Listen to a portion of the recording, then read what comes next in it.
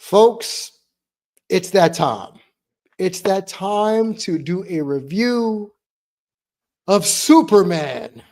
And we have words to discuss, but we'll do that shortly on Damian G Reviews with special guest Hokage 22. So don't go anywhere. Prepare for Superman conversation aplenty here on Damian G.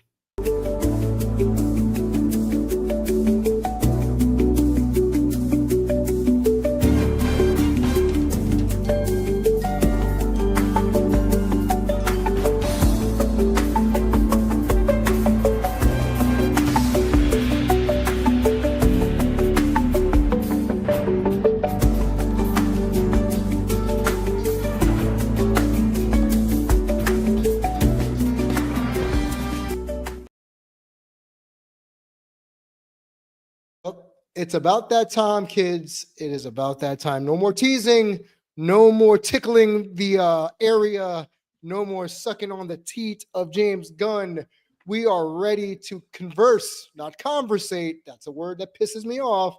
About Superman. Both Hokage 22 and myself have watched the movie. Matter of fact, I've seen it already 3 times. He'll be seeing it a second time later this weekend. I don't want to bury the lead. So let's just get to it. The first reaction to this movie for you was what? My first reaction to it was, okay, is this something similar to the previous superhero movies that we've seen, or is this something different? Lo and behold, it's something different because there's actual heart to this movie. Thank you. Like, even though James Gunn is really good at what he does, I was a bit skeptical because there were a lot of Gunnisms, to put it lightly, in this movie.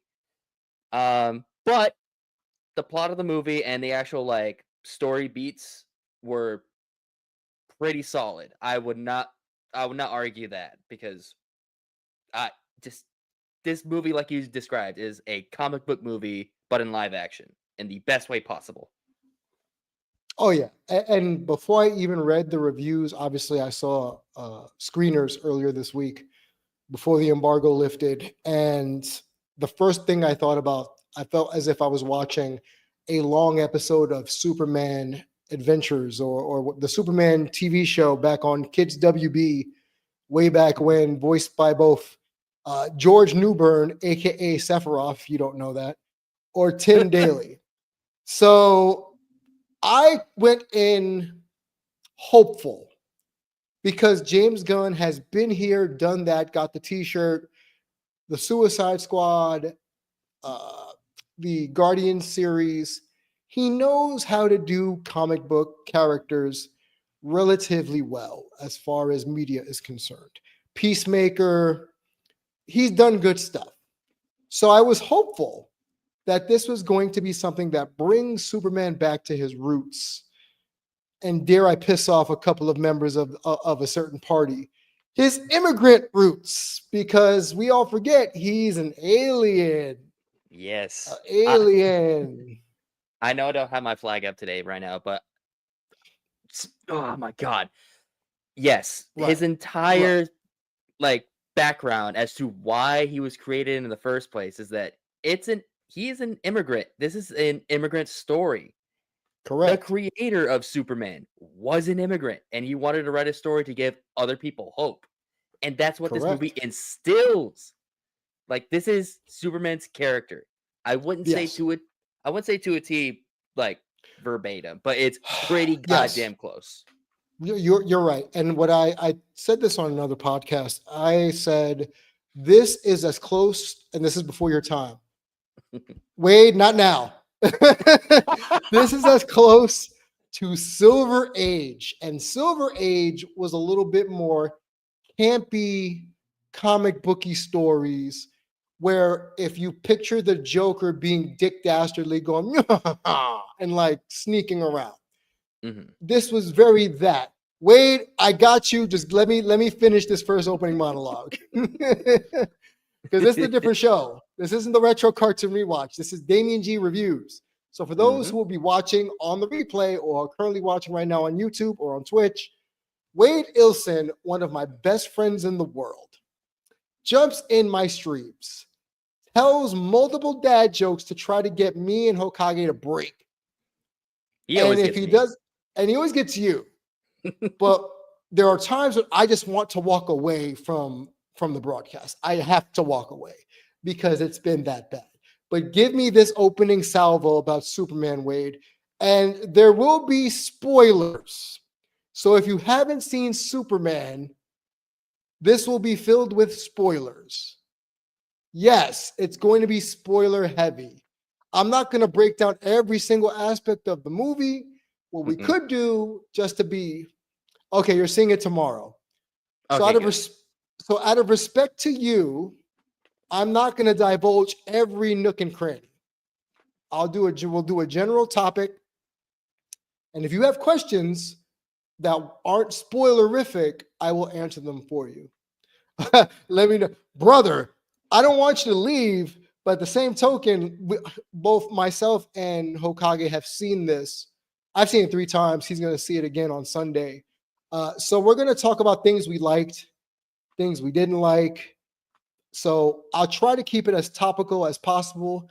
But if you hear me go spoiler, spoiler, spoiler, that's one of those East Coast Bigfoot, Bigfoot, Bigfoot. You know to mute or walk out or something of that ilk, and I'll text you back in or something. But let me get this out of the way first. This was very Silver Age.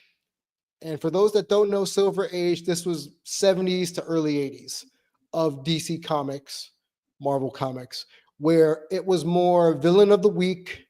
It was more trying to solve crime. And I got that. And I feel that is exactly what James Gunn was going for. And a lot of people, namely Snyder fans, have said this is corny. And I'll say, I'm sorry. For the time period that this was being done for, very comic booky, very according to the source material, to the roots of the alien immigrant raised by farm parents, this is very Silver Age. And if you don't know that going in, you'll be disappointed.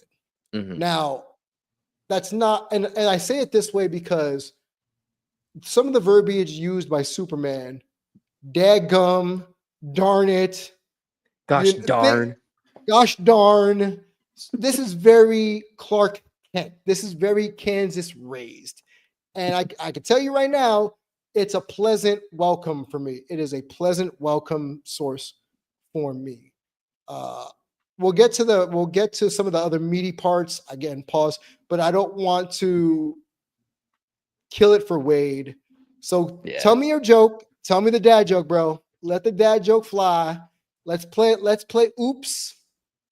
The song Oops for Wade. When he comes in and does a dad joke, we play Oops from Wild Arms.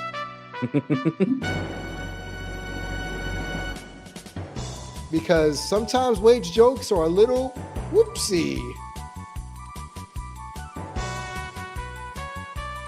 All that to say, this early portion of the movie was enjoyable. Crypto. Really was. I know a lot of people didn't like Crypto before the movie got released. Thumbs up for me. I absolutely loved Crypto in this movie. Good boy. He's a bad boy, but he's a good boy. Good bad boy. Yeah. Crypto is the dog you can't potty train because they're stubborn and they just want to play, but they don't realize how hard they're playing. And they can't help it. And he's just Crypto. And he just happens to be a superhero dog. So for me and you, we think, oh, that's cute. But for Superman, a fellow Kryptonian being on a yellow sun is the equivalent of him fighting metahumans, is what I'll say. Essentially. During this movie. So it's gonna hurt, especially when we're introduced to that one scene that we've seen in the trailers about take me home, take me home, wah, wah, wah, wah. It's because Crypto's whooping his ass. And here's the joke. When I was young, I thought rich people owned Bose music systems and the rest of us had Sony products. Oh, this is like a riddle. Okay. Okay. I thought rich people owned Bose, and the rest of us had Sony. I All right. What's can't the predict this punchline? one. I'm walking out. I have Twitch you pulled up. I know what it said. Turns out I'm they're out. stereotypes. I'm out. Wait, this isn't even the retro rewatch. And you got him to walk off. You should have saved that for the next time we did that. Because that one was good. Keep going. Oh my god, wait. Flawless. Keep talking. Okay. But Host the show. we're not closing the show, goddammit. I said host the show, goddammit. Gotta wait for the other host to come back after recovering from this amazing dad joke. Ah, yes, he did it. He got me to walk off. I have another one for the retro. Okay, well, we'll keep that in the holster. But that is Wade's dad joke of the day. Thank you, Wade. Thank you. It was so bad, I walked away, and full disclosure, I had to get a drinky drink because it was one of those like, so I just chugged my vodka real quick because Wade. Also, Wade, I hope you enjoyed the Beyonce concert. Pew pew. Tell the missus I said hi. I hope y'all enjoy it. I unfortunately, okay, real quick wrestling rant. I cannot go to any of the events this weekend. Why? Because I drew the short straw, work to be on call from 8 to 6 on Saturday and Sunday. Now, what that means is I don't have to be at the office.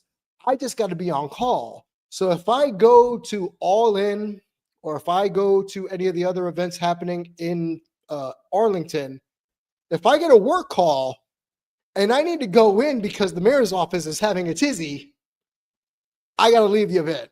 And Arlington's about 45 minutes from me. Now, if All In was happening at nighttime, I would go. But the fact that it's 3 o'clock in the afternoon, I can't go. Yeah, exactly. Dang it. Gosh And darn yes, it. I did pew pew. And yes, gosh darn it for Superman, because as I was saying, thank you for getting us back on track, Hokage. See, this is why having a co-host that gets media is helpful. Crypto, the best bad boy. Cool. Mm-hmm. Without killing it for Wade, what are some of the other things of this movie you felt were very standoutish? I don't know the actor's name, but the actor who plays Lex Luthor. Nicholas Holt. Nicholas Holt, thank you. Holy shit. Didn't I tell you? Didn't I tell you? He played the character so annoyingly Douche. that you wanted him to get his comeuppance. Yes. And that's how you know it's really good. And he's an actual douche. But every scene that he's in, he doesn't exactly steal the scene like once he starts talking, but once he starts talking to other people, you start seeing the power that he gains from other people by making them fear him. Just because he knows where he's at. He knows where he is on the totem pole. He thinks, at least. But yes, he was. He was Kendrick levels of petty and hater. But the opposite is we like Kendrick. We did not like Lex Luthor in this movie. As far as Nicholas Holt's portrayal, I hated him. I wanted to punch him in the throat repeatedly. I wanted to throw him off a building. And I'm one of the most nonviolent people you're ever going to meet. I wanted to throw this man off the top of LexCorp because okay, I'm going to say it this way. Think of the douchiest rich kid you know. Now magnify that tenfold magnify his ego tenfold, and he has a cult-like following. Not trying to draw any parallels to certain people, but figure it out. Yeah. And if you've seen The Menu, his character there was a fucking douche. Levels above that character. Yeah. That's how you know he was he read the source material. Yes, he did. Hey, I don't Chris, want to just so you know, we're talking about Superman. There will be spoilers, light spoilers. I'm trying not to go deep into it. So you've been warned. I've already warned Wade. We're trying to be as general as possible, but both myself and Hokage have seen it. I've seen it multiple times. So light spoilers. And UCC, everyone sees it tomorrow. Light spoilers. And if I tell you spoiler multiple times, that means we're getting into something meaty. Pause. Get out the street. Yeah. One thing that I do want to say about Lex Luthor, I don't want to give away specifics. I'll try to be very vague as possible. So light spoiler, That's fine. sort of, not really. There was a scene halfway in the movie. I'm gonna just call it the big crash out scene, where not that big one, but Okay. but the one where he's being the douchiest version of himself, where it's like, this is just him throwing a tantrum because he's just upset. This is the middle of the movie, right? I think I know which monologue you're talking about. Okay. Yes, that monologue. I'm just like, he portrays annoyance along with just pure vitriol so well, and I love that. But enough about Lex. I want to talk about Superman himself, because David holy Cornsweat. David Cornsweat, he is my Superman. I know a lot of Okay. people like what's his name? Christopher Reeve is my Superman, which I Christopher Reeve understand. is your Superman, and Snyder Some people fans love Henry Cavill. Yeah, they love Henry Cavill because of the amount of potential that he had. But David Cornsweat, that's my Superman. I don't care about anyone else. Christopher Reeves, though, I will say, very fucking good. He's just Have not you mine seen because Superman? I The have. original?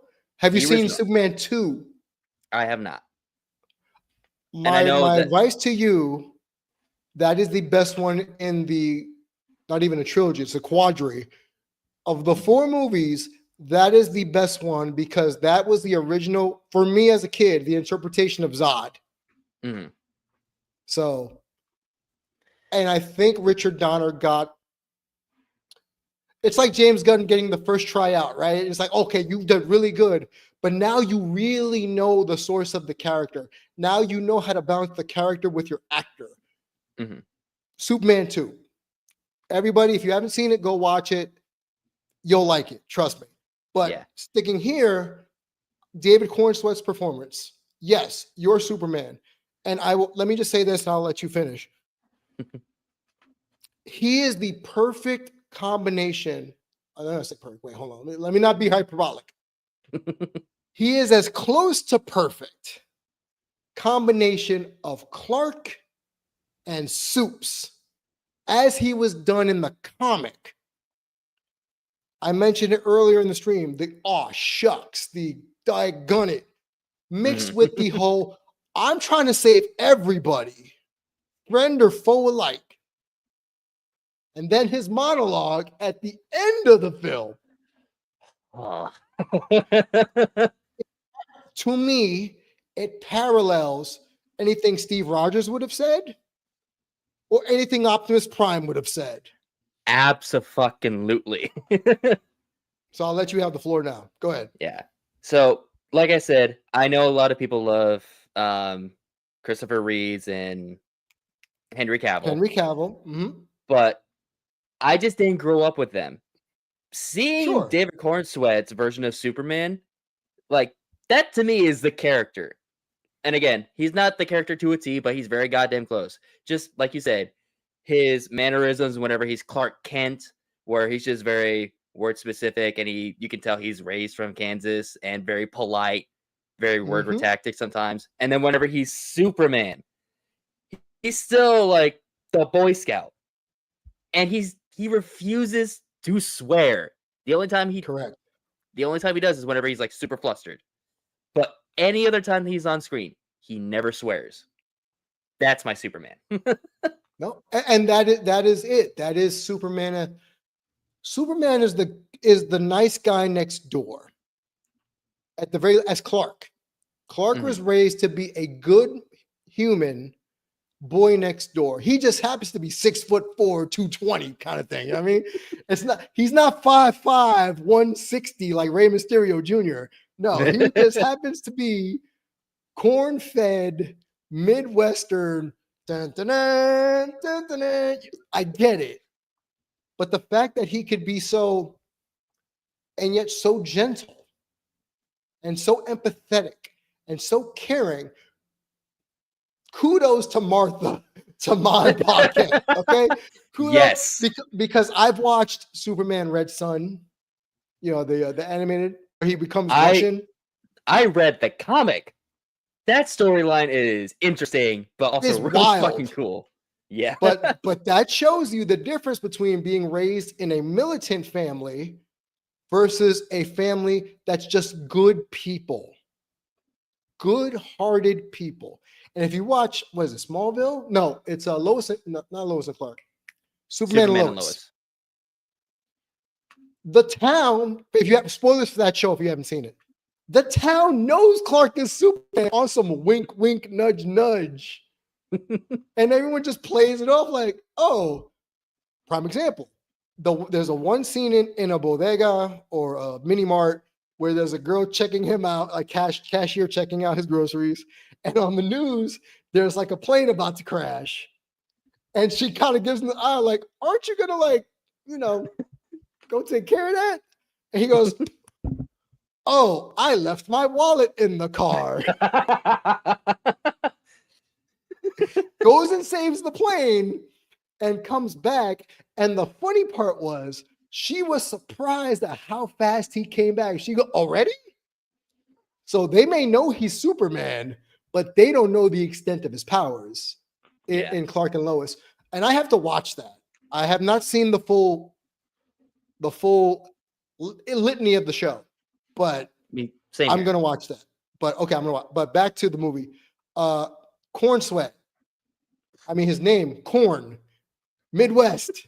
Hello. Sweat. Because he has sweat coming off his little fake jerry curl early in the movie. So we like that. We like Lex's performance or Nicholas Holt's performance as Lex. Give me some other thing. Give me something surprising. That you didn't expect to be good or impressive. Okay, so I know I told you this because I like Nathan Fillion, the actor. I was hesitant to see him. Did we talk about this? Yeah, I was hesitant to see him as Guy Gardner because I know he voiced Hal Jordan in Green Lantern in the animated movies, but seeing him as Guy Gardner being a douche, you're right. Prick. He is the best version of Guy Gardner. Didn't I say he's the perfect Guy Gardner? I said he is the perfect Guy Gardner because if you watch this movie, nobody likes him. He is so egotistical. Everybody, his own teammates don't like him, right? And that's not a major spoiler. Like, he's a dick. If you know Guy Gardner, he's a prick. It just boggles my mind that Oa decided, you know what? Guardians are going to give him a ring. Him of all people? Right. So, okay, now that we're on this topic, let's talk about the Justice Gang. Yeah, not the Justice League. The Justice Gang, which is run by Maxwell Lord, who had a cameo in this movie, played by Sean Gunn. In the Peacemaker show, he'll have a more prominent role. Mm-hmm. So Maxwell Lord, if you watch Wonder Woman 84, that is Pedro Pascal. But now this is played by Sean Gunn. And even in that one moment he pops on screen. It's a great cameo. It's a great cameo. And it's something that you like, you would hope. Yeah. I'm not going to spoil what he said, but you need But the Justice Gang, we had Guy Gardner, Hawkgirl, and goddamn Mr. Terrific. Okay. I know I'm not gonna say too much, but as much as we love Superman and Lex Luthor, Mr. Terrific was basically the MVP of this movie. Yes, he was. Yes, he was. The trailers have shown him to be a lot busier than you would think. They've shown him with Lois at multiple times, fighting some bad guys. So, of all the Justice Gang, I'm not surprised they used Mr. Terrific as a more prominent character because, and you brought this up, and I'll let you have the floor for that. Mhm. A lot of us have not known about the character of Mr. Terrific outside of Justice League Unlimited or Injustice, the movie. So not many people know about him. The general topic is genius, decathlete, Olympic decathlete, billionaire, tech mogul. Mhm. For all the right reasons. Yes. Not like we're talking about Lex Luthor, who's the other side of the coin of Mr. Terrific. He is the positive side of the tech bro that's not really a tech bro. Yes. Just like you said, not a lot of people know about Mr. Terrific. My only exposure to him was Justice League Unlimited. He was Yes. only in the show for like a few episodes, and he didn't do anything terrific, pun intended. Where all he was ever doing in the show, all he ever did in the show was. Sorry, Wade said, I have the volume low, but I'm here for support. Thank you for the support. Like, share, subscribe. But my only exposure was Justice League Unlimited, and all he ever did was just be in the watchtower and give directions for superheroes.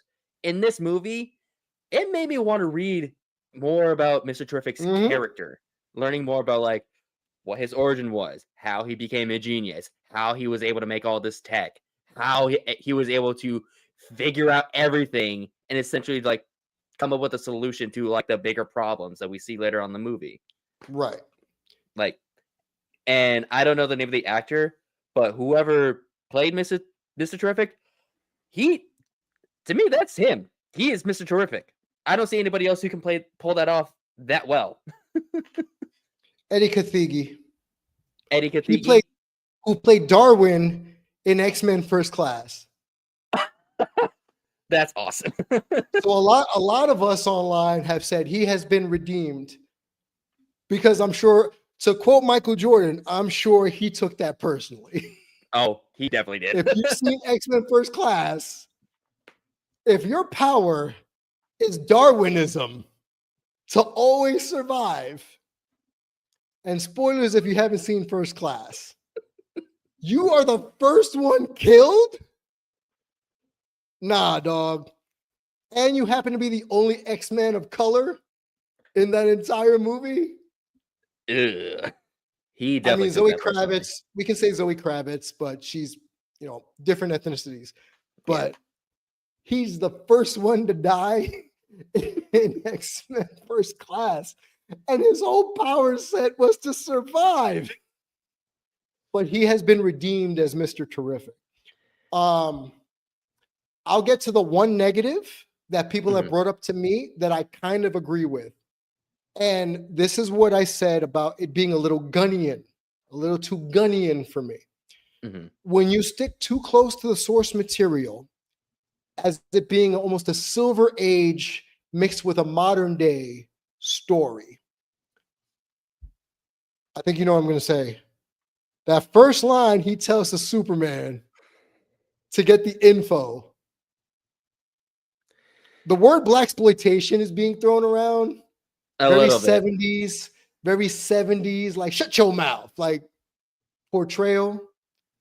Yeah. When I went back and I saw it last night and today, I get what they're saying. But I want to chalk it up. I'm going to chalk it up to it being a Silver Age piece mixed with a modern take. And after I rewatch it again, I'll probably agree with you a little bit. I didn't really see it bothering me too much. I mean, there are some moments where it's like, did you really need to say it that way?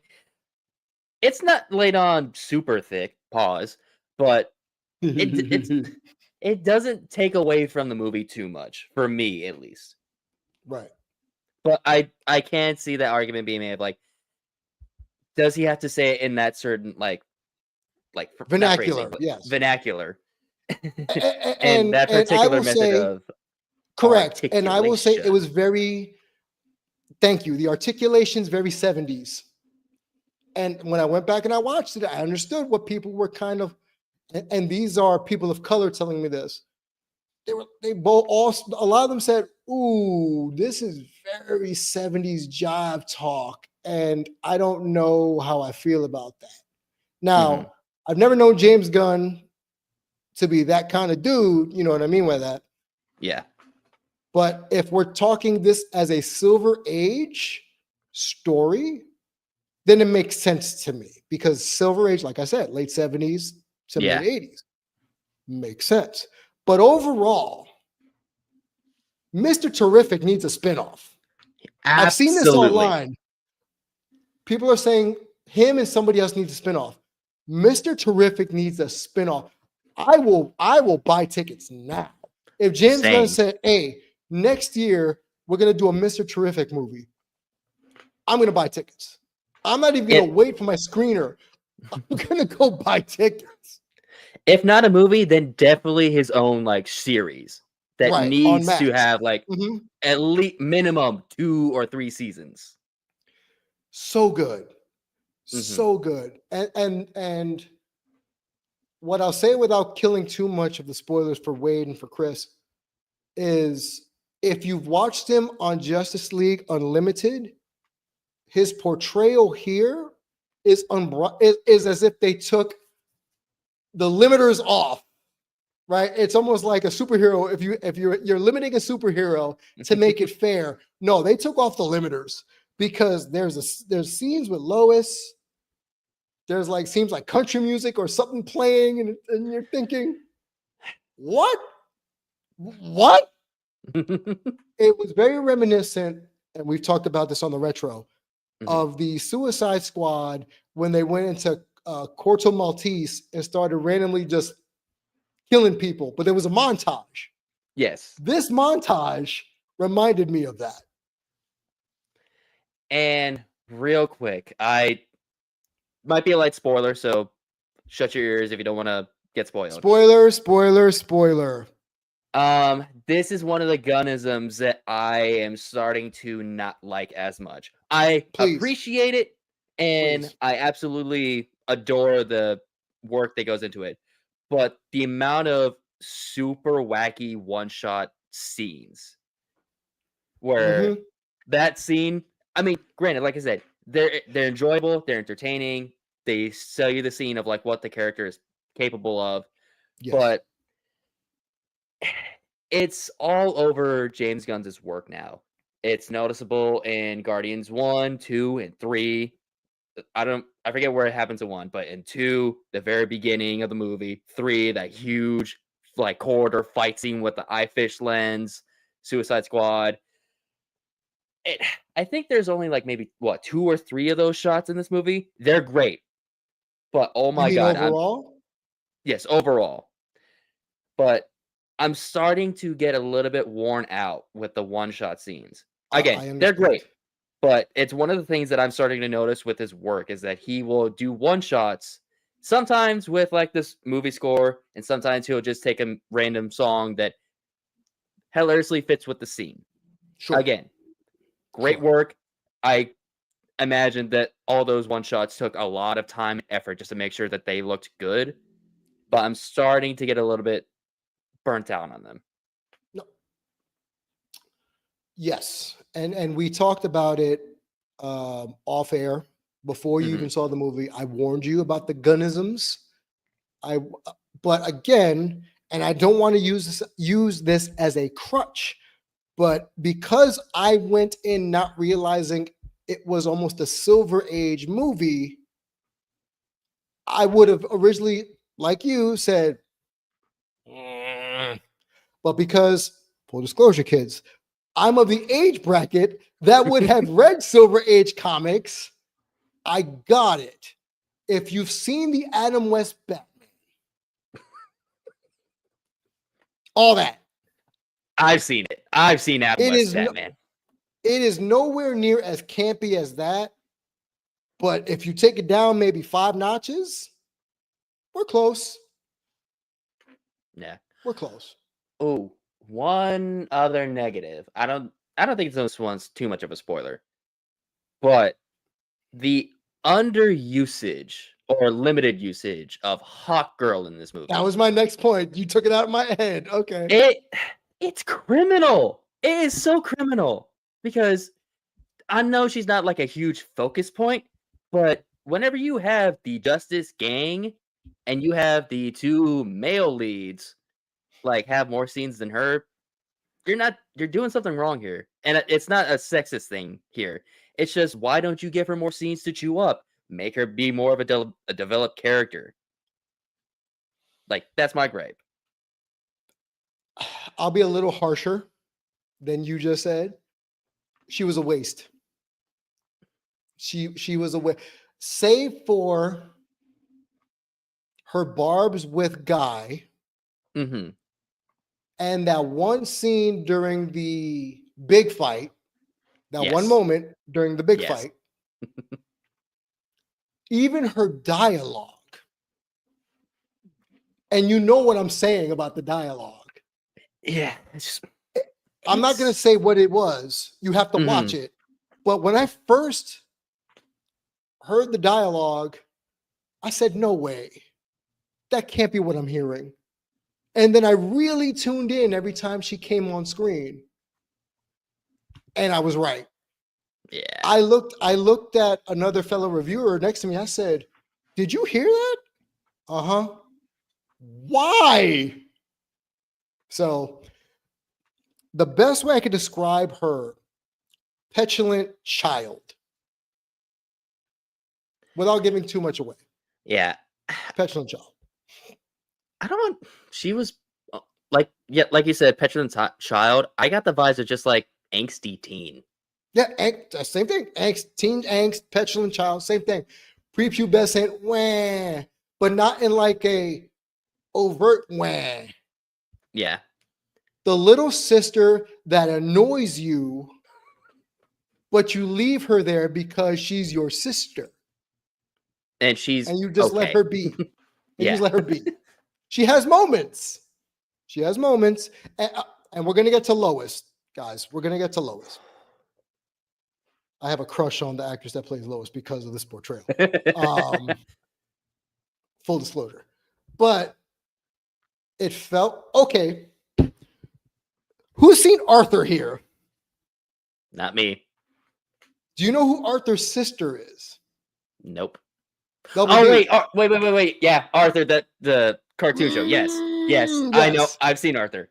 I know her Hawk sister. Girl, the way she antagonizes Guy was very Double D to the point where I wanted to hit her with a mace. Petulant child, angsty teen. So, and I'm not going to sit here and say that James Gunn doesn't know how to write, like we talk about Toriyama Sensei. I'm not going to say James Gunn doesn't know how to write women in his comic book movies, because Ratcatcher 2 and the Suicide Squad, great character development. Mm-hmm. Mantis and Guardian, Yes. Nebula, Gamora. He knows how to write women comic characters. I don't have to worry about him being a misogynistic a-hole that doesn't know how to write female superheroes. That's why I'm thinking, why did we leave the Hawk Girl performance with so much to be said for her to say, what? I think the reason why is because they were more focused on Lois being the more female lead Because that's Supergirl who than she is. because that's who she is, and they were more focused on Lois than they were Hawkgirl. I think that was the main reason because Lois in this movie, she is Boss. boss ass Boss. bitch. She is that's my Lois. No, you know what? And that was what a lot of people had complaints about during Man of Steel, was that Amy Adams' portrayal of Lois was very, when Superman came around, very, but she wasn't Lois.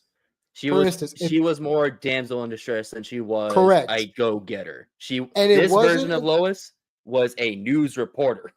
right. This version of Lois rivaled the one from Batman and Superman Adventures, Superman the Animated Series, voiced by the great Dana Delaney. Mhm. That Lois, though I got a problem with the fact they always put her in a ruffled skirt every damn episode, but that's beside the point. I've watched Margot Kidder, I've watched Terry Hatcher play Lois Lane, I've seen Amy Adams play Lois Lane, Kate Bosworth played Lois Lane, and I will say to the character, because remember, Lois has had her own comics. She's had her own comics. This portrayal of Lois is the closest to the source material live action. Yes. Live action. Because Dana Delaney's on another planet. But live action, yeah. And I'll be real, I did not know who this actress was. And I watch my review channels and my friends who do other reviews, and they put me on to her. And I saw some other stuff briefly, but her portrayal of Lois, and in the chat, so I don't have to Google it. Do you know who the actress is? So I can properly I credit. wish you're gonna have to Google. Okay, I I'll don't know Google. Well, any I of was the asking the actors and chat as actresses. well. I was asking the chat as well. Let me pull the curtain back. You know me. Wade knows me. Chris knows me well enough to know the type of woman I'm attracted to. Lois in this movie is the type of woman I'd be attracted to, even though midway through the film, her plan didn't go according to plan, what she tried to do. Because you got to watch it.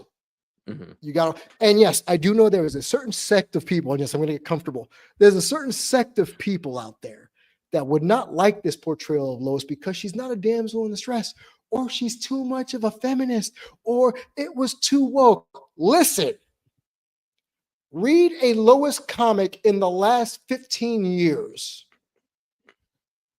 My Life as Superman, or my event, that one animated cartoon that came out recently, like My Life as Superman. My Adventures with Superman. Yes, that's a Lois-centric cartoon.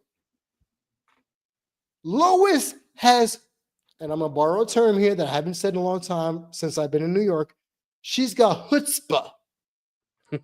Chutzpah, which is she ain't scared of nothing. Even before she has Superman at her beck and call almost, she ain't scared of nothing. And the way she handled herself in the middle of this movie to the end of this movie, because we get the first part, it's been spoiled on the internet and during the on the Miss Lane, and obviously her and Clark are kissing and what have you. She's not a damsel in distress in this movie. She's a boss. And I know, again, there's a certain sect of you out there that isn't going to like that. Me, yes. Yeah. Oh, no, dude, we are still talking about, we're not going anywhere, Chris. This is a full-fledged conversation about Superman. It's in the little ticker down there. Superman review. So we still talking about it. We're going to be here for a while. But what Thoughts? I think, what sold me on the actress as Lois and just Lois the character was the first scene that we see with her and Clark doing the interview. Yes, that's not a that spoiler we've seen in the that's trailers. Yeah. There's no spoiler. It's in the trailers. But her her grilling into Superman in She that doesn't back entire scene, down. she never backs down whatsoever. She questions everything to be like, even if you meant to do good, what were you doing like subconsciously? What were your thoughts back then? Were you trying to get Mhm. revenge? Were you She's actually doing neutral. good? What were you doing? She's a reporter. She's neutral. That is what reporters are supposed to be. Yeah. Neutral. So for all those people, I've seen people talk about it. For all those people who said she was being mean to Superman, she's an investigative journalist. Really? Really? She was doing her job. And I will say, without giving away too much of that interview scene, Mhm. they played so well off each other. It's so good. I would have thought they were a married couple arguing. Absolutely. Just she plays her so well, and I don't want to spoil too No, much. we're not spoiling. We're just saying, we're giving kudos to the Yeah, performance. but not only do we get the chutzpah version of Lois, but in the second apartment scene that we get, there's a Yes. where you see the softer side of her. It is played so well where you see her character be interested, but still hesitant. That is just amazing. Right. So for that certain sect of people out there who want to bitch about feminism, she's not a raging feminist. Mm-mm. If you know Lois Lane, you know she wants to win every Pulitzer Prize out there. That's why in this trailer she's called Cronkite, because Walter Cronkite, for people of my age bracket or older, that is the journalist of journalists, right? So Mhm. that's why in the trailer Superman says, "Let's do it, Cronkite," because he knows that's what she wants to be, the Cronkite of the Daily Planet. So I loved her portrayal. I have a major crush on the actress that played it. I've never seen her before. I'm about to look it up right now, right quick. Hold on. Rachel Brosnahan. Thank you. And Chris Thank just you, texted me. Rachel. Chris just texted me. I want to hang out, but no spoilers. Bro, we are trying here, okay? We We are are doing our best. trying. We are trying. And all those who are new here, let me rephrase who I am. Let me do a reset. My name is Damian G. The G stands for good Lord. This movie was actually really good. And typically I do reviews for Big Gold Belt Media, biggoldbelt.com. But I am doing a live stream because myself and my Retro Cartoon Rewatch co-host, Hokage22, both saw it and we're giving our initial reactions. We're not trying to spoil it for anybody, but there are things we're going to talk about that might sprinkle some spoilers, but at the very least, they're light. Mhm. They're light. Now, him and I may do a full-fledged spoiler quick review offline for later release a week later. But Mhm. for now, it's just light spoilers. So, Chris, I'm sorry. I appreciate you want to hang out on the stream. I appreciate you being here, but I will not give you major spoilers. You have my word on that. Yeah. But yeah, Rachel Brosnahan. Damn girl, like the polite catcalling dude on the internet. Damn girl. Yeah. She held court and I loved it. Loved it. Speaking of other news reporter characters in this movie, I was about to get to him. Jimmy Olsen. Swagoo. Swagoo. Oh my god. The Riz Master, Jimmy Olsen.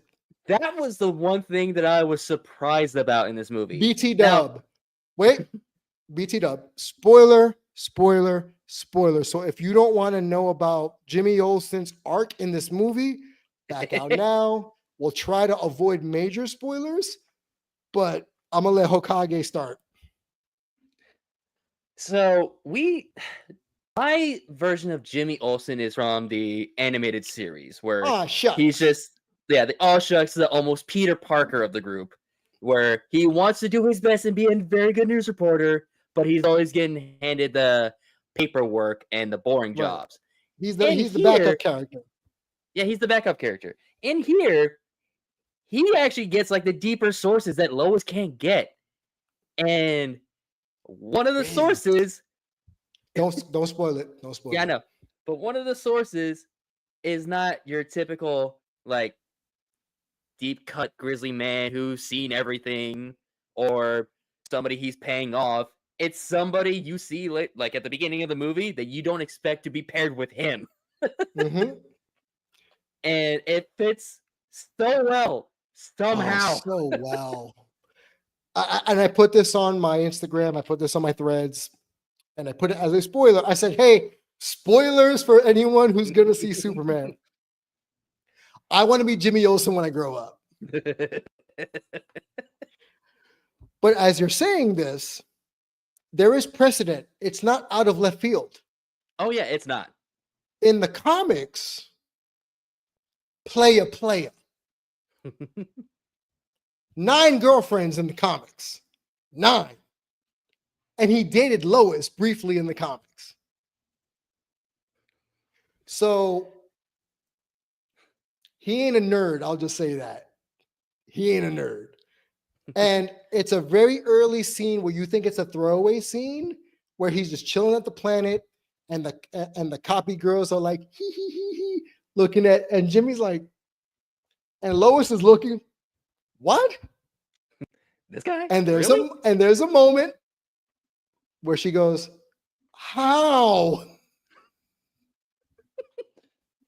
I think that was also my questioning because, like I said, my only interpretation of Jimmy was the animated series, just a nerdy oh Yeah. shucks dude.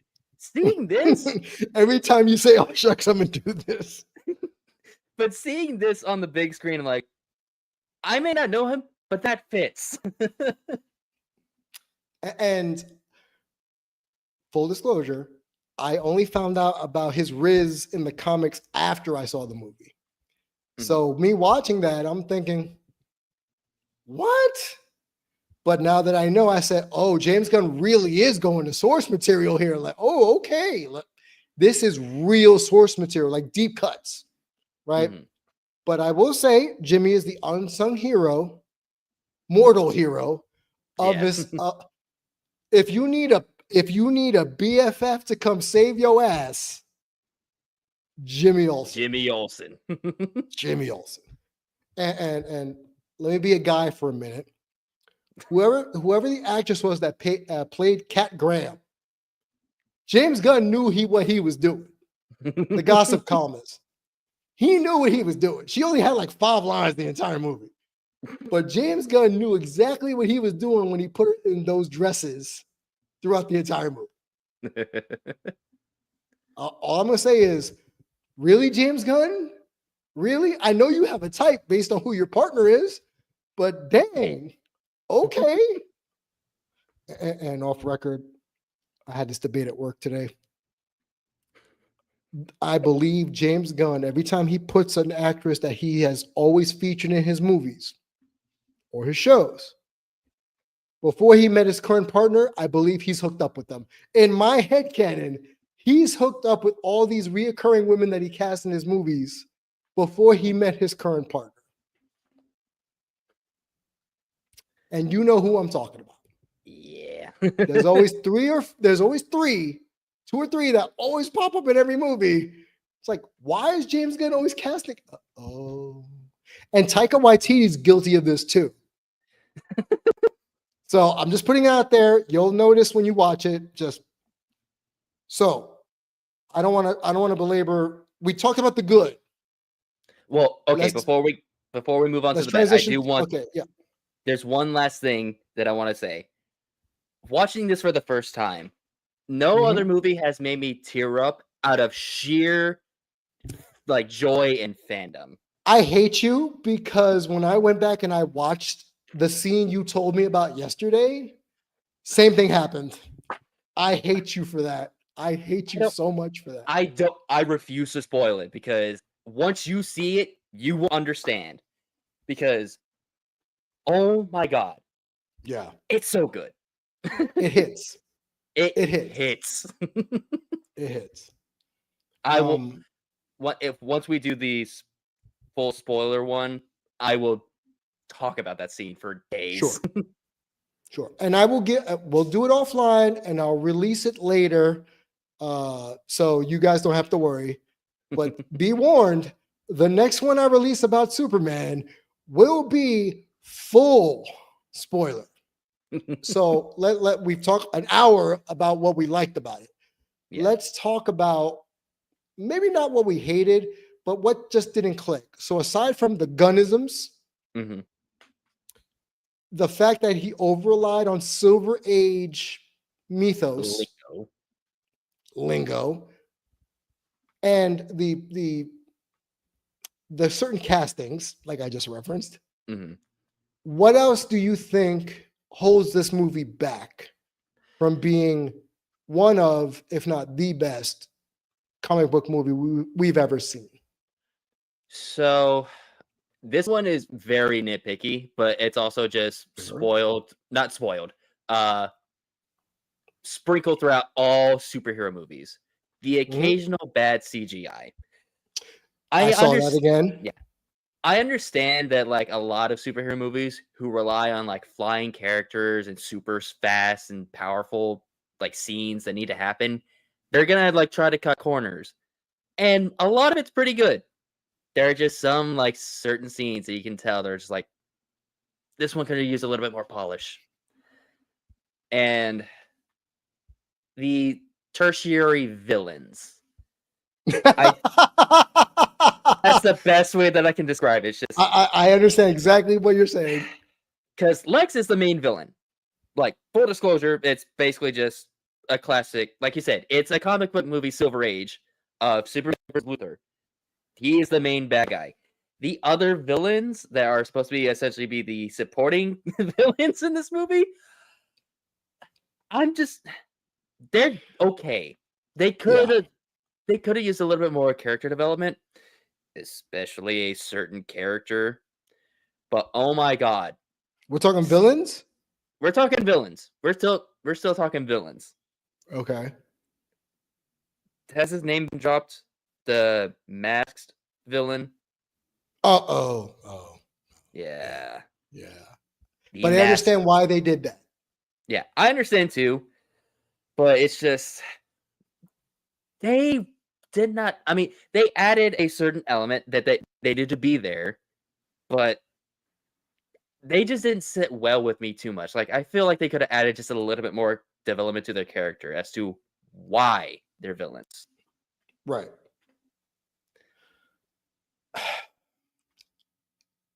If I tell you, well, no, I will spoil a lot if I really go in depth with it. All I will say is, at the beginning of the stream, we referenced the zealots, the tech bros and girls who swear by Lex. He could do no wrong in their eyes. One of the villains, or one of the major villains, portrays that to the point of sycophant. And I know this character is getting I guess a spin-off, maybe a spin-off show. I'm going to say it this way. The power dynamics between Lex and this character were a little weird. But it's weird, but it's still kind of on point for Lex for how weird he is in the comics. No, of course. But again, it's still a weird dynamic that could have used a little bit more dialogue or just like a little bit more backing as to why they are who they are.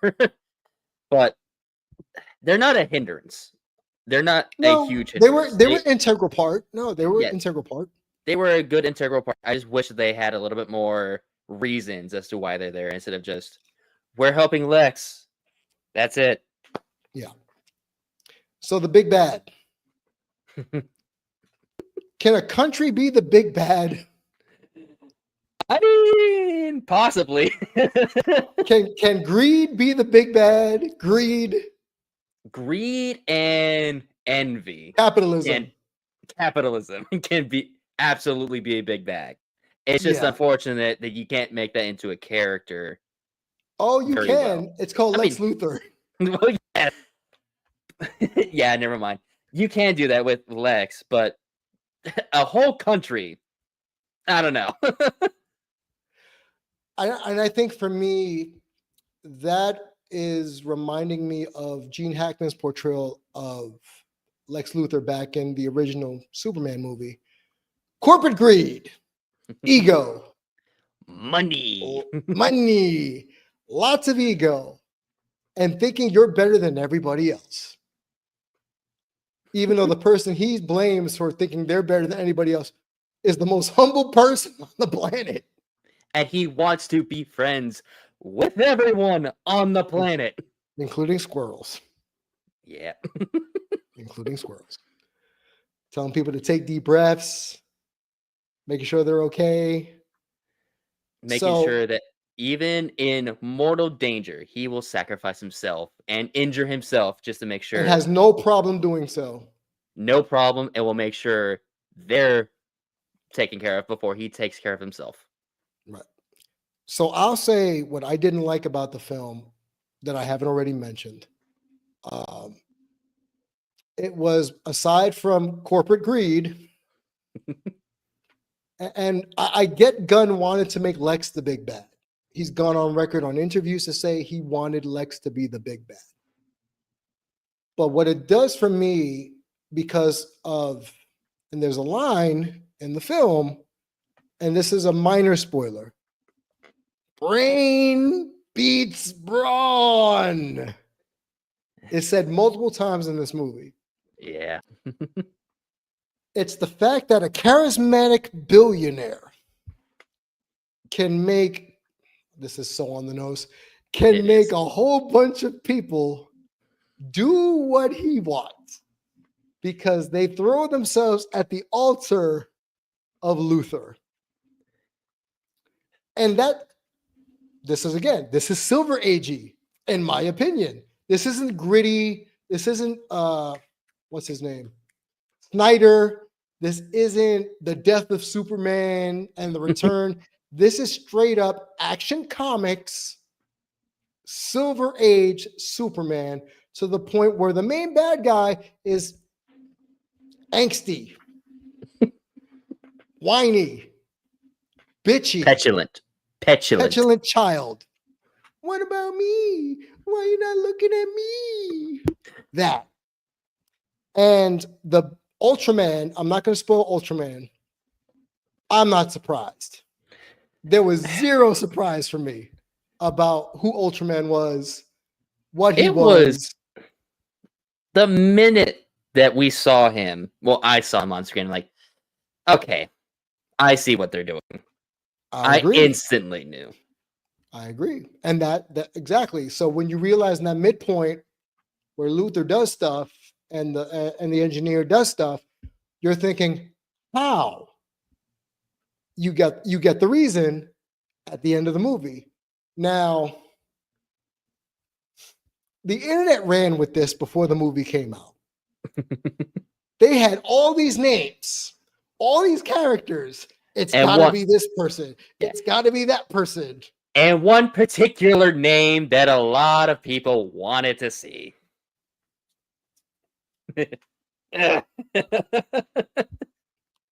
Light spoiler, it's not them. Nope. It's not them. So I will say the fact that the big bad is Lex isn't a bad thing. And I don't want to sound like a broken record, but I'm going to have to. Goes back to Silver Age.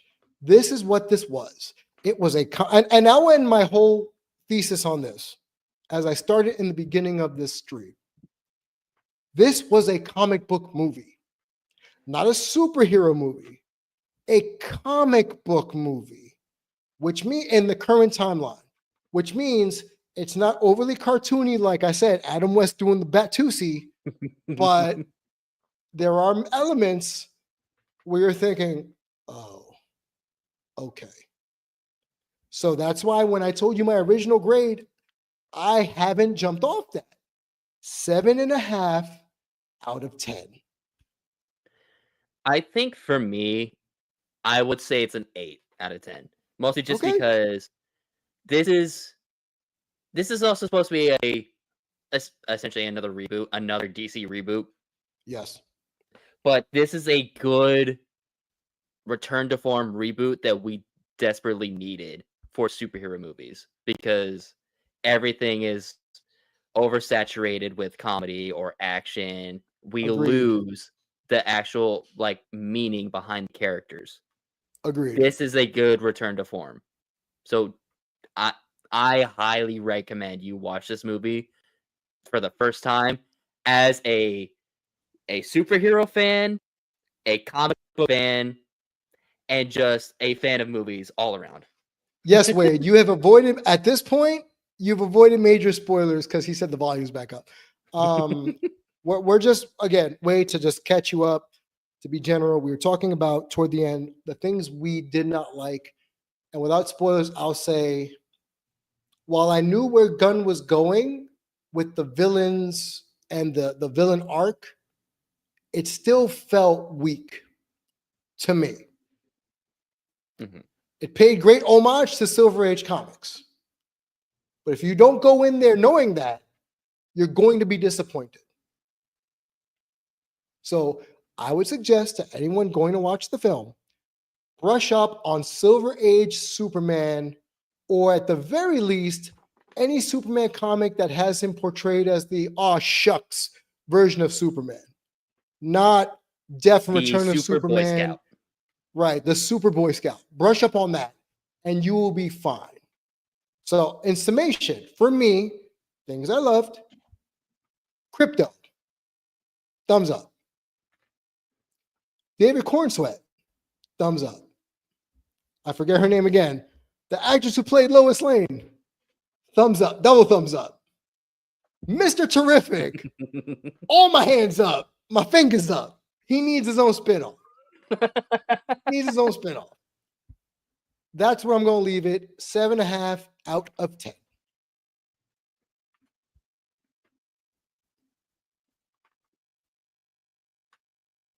Oh, Sum it up sorry. for Wade. You're a bit laggy over there. So, to sum it up for Wade, again, like Damian said, every single like main character in this movie brings their A game, understands the character, and absolutely fucking dominates. And Yeah. Mr. Terrific, MVP. I don't care. Superman and Lex Luthor, even though they're the main characters in this movie, Mr. Terrific is the MVP. Mm-hmm. I just typed in the chat. Bingo, Wade. Bingo. I would agree with that.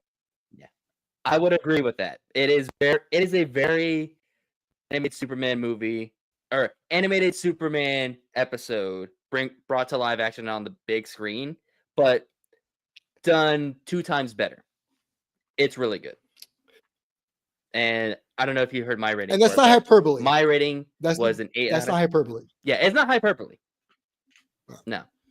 But my rating for the movie was an 8 out of 10 just because not only is it just a good superhero movie, and I know some of it falls flat a little bit, like you said, but the reason why I also just bumped mine up a little bit more is because I was not a huge Superman fan whenever I went into this movie. After this movie, I became a Superman. Okay, it's that I like good. that. Okay, I'm glad it made a fan out of you. That's good. That makes me happy to know. But we're going to end it here, Wade. I'm not going to spoil any more of the movie, but just bear in mind, after you and Chris watch it in the next couple of days, we're going to do another stream, and we're going to let it all hang out, spoilers and all. We want to give you guys a chance tomorrow to watch the film, and maybe Sunday we'll let it all out. But aside from that, you gave it 8 out of 10. I give it a 7.5 out of 10. You'll enjoy it. Just temper your expectations when you go in. So aside from that, find me on social media at the Damian Gracia or Damian G Show. Either way you want to slice that banana. Damian G Show on Twitch and on X. Damian G Show Damian G Reviews on YouTube, where this is going to be uploaded to after the end of it. Find me on social media. If you have a cartoon switching, If you have a cartoon you want me and Hokage to cover on the Retro Cartoon Rewatch, that we cover cartoons from the 60s to 2000s, let us know. We do it 2 times a week. Right now, we're finishing up Dragon Ball Z Abridged. So if you want to tune in for the last episode of the last part of episode 60, tune in later in the weekend or early next week, and we will go ham on this movie. So Damon G Show, the Damon G. Where can people find you? You can find me on Instagram at Hokage.22, and you can also follow me on Twitch at Hokage22. I don't have. I will try to post more on those socials because It's I know fine. it's been it's very barren at this moment, but I will try to post more on there. Give y'all updates whenever we do streams. So shout out to Chris, shout out to Wade, shout out to the new people that popped in my stream that have heard of me before. Kudos to y'all. And yes, I'm expecting that donation to come in shortly. So that one person who put in the chat, we'll talk offline. But I'll end with this. Like I end all my cartoon streams. Just because you have an IP does not mean you need to make it into something other than what it was. Since this was a comic book first, into a comic book movie. Exactly, Thor. Superman by James Gunn hits all, if not all, most of the marks.